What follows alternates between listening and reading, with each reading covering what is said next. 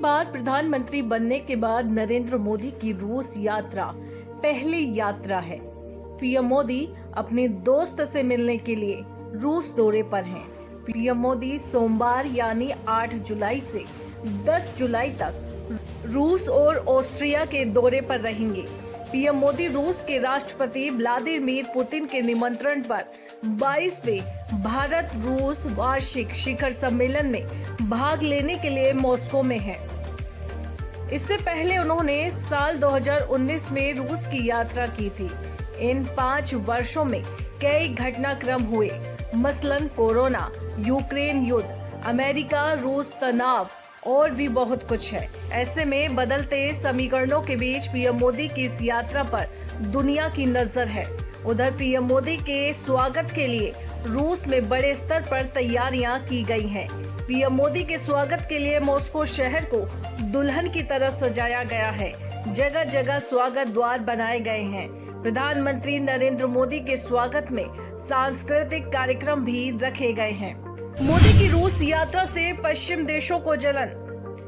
प्रधानमंत्री नरेंद्र मोदी की मॉस्को यात्रा को लेकर रूस भी उत्साहित है और राष्ट्रपति व्लादिमीर पुतिन के साथ शिखर स्तरीय वार्ता को उसने महत्वपूर्ण बताया है। पुतिन के कार्यालय क्रेमलिन ने पीएम मोदी की इस यात्रा को लेकर पश्चिमी देशों पर तंज भी कसा है और कहा कि इस यात्रा से उन्हें जलन हो रही है। पीएम मोदी का क्या रहेगा कार्यक्रम?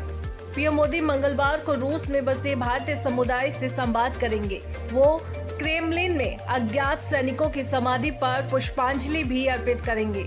इसके बाद वे मॉस्को में प्रदर्शनी स्थल पर रोसाटोम मंडप का दौरा करेंगे। इसके बाद पीएम मोदी और पुतिन के बीच प्रतिबंधित स्तर की वार्ता होगी, जिसके बाद प्रधानमंत्री और रूसी राष्ट्रपति के नेतृत्व में प्रतिनिधि मंडल स्तर की वार्ता होगी। रूसी सेना में नौकरी के नाम पर गुमराह कर भेजे गए भारतीयों की शीघ्र रिहाई का मुद्दा भी चर्चा में उठने की उम्मीद है।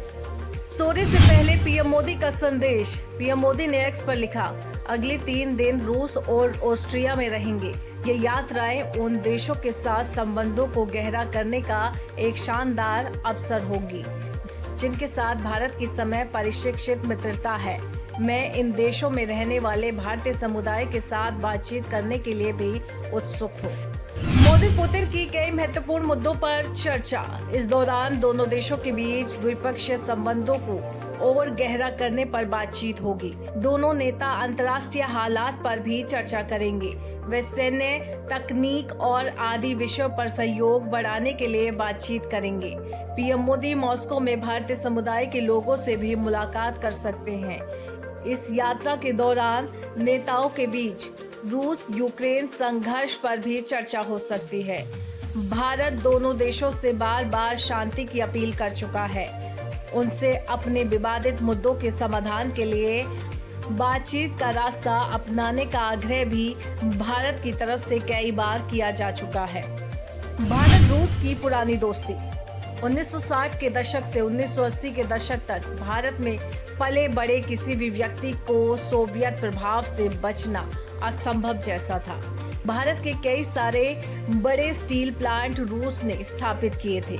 यहाँ तक कि भारतीय अंतरिक्ष कार्यक्रमों में भी रूस ने मदद की थी। मुश्किल हालात में भी सोवियत रूस भारत के साथ खड़ा था। सोवियत रूस ने ही 1965 में भारत और पाकिस्तान के बीच ऐतिहासिक ताशकंद समझौता कराया था। अगर कोई भी भारतीय रूस जाता है तो वो बीते जमाने के मशहूर भारतीय फिल्म अभिनेता राज कपूर का जिक्र किए बिना नहीं रह सकता। जब पुतिन 2000 में पहली बार राष्ट्रपति चुने गए थे, उस साल दोनों देशों ने रणनीतिक साझेदारी पर घोषणा पत्र के तहत रक्षा, अंतरिक्ष और आर्थिक समझौतों पर हस्ताक्षर किए थे। S-400 मिसाइल रक्षा प्रणाली सौदा और ऊर्जा सहयोग आधुनिक समय में चल रही कोशिशों की एक मिसाल है। इन जटिलताओं से निपटते हुए भारत और रूस में अपने संबंधों को और अधिक गहरा बनाने की क्षमता है, जिससे ये सुनिश्चित हो सके कि बदलती वैश्विक परिस्थितियों के बीच भी ये मजबूत बनी रहे। आखिर क्यों चिंतित है पश्चिमी देश? अमेरिका और यूरोपीय देशों को चिंता है कि व्यापार और रक्षा सहयोग सहित रूस के साथ भारत की निरंतर भागीदारी यूक्रेन में रूस की आक्रामकता को रोकने के लिए मजबूर करने के उद्देश्य से अंतर्राष्ट्रीय दबाव अभियान को कमजोर करती है। वे चाहते हैं कि भारत, जो रूस से अपने ऊर्जा आयात का बड़ा हिस्सा खरीदता है, वो अमेरिका के नेतृत्व वाले प्रतिबंधों का सम्मान करे। भारत जानता है कि ये एक जटिल मुद्दा है। भारत संवाद और कूटनीति की वकालत करते हुए अपने रणनीतिक हितों, ऊर्जा सुरक्षा जरूरतों के बीच संतुलन बनाने के लिए अपने कौशल पर निर्भर करता है। इस साल की शुरुआत में centre for research on energy and clean air ने रूस से भारत के कच्चे तेल के आयात पर अपना विश्लेषण जारी किया, जो फरवरी 2022 में रूस के यूक्रेन पर आक्रमण करने के समय 13 गुना बढ़ गया था। यही वजह है कि भारत और रूस के बीच द्विपक्षीय व्यापार 2023-24 में 64 अरब डॉलर तक बढ़ गया। इसमें भारत का निर्यात केवल 4 अरब डॉलर है। पश्चिमी मीडिया में ये व्यापक रूप से बताया गया है कि यूक्रेन में हमले से पहले की तुलना में रूस आज ज्यादा समृद्ध है। इसके पीछे पश्चिमी मीडिया काफी हद तक भारत और चीन को जिम्मेदार मानती है। दोनों ही देश रूसी कच्चे तेल के बड़े खरीदार हैं। हाल अब ये देखना होगा कि पीएम मोदी की रूस यात्रा के दौरान किन किन बातों पर सहमति बनती है और किन किन देशों से रिश्तों में कड़वाहट आती है। अच्छा दोस्तों, पीएम मोदी की रूस यात्रा पर आपकी क्या राय है, हमें कमेंट करके जरूर बताएं।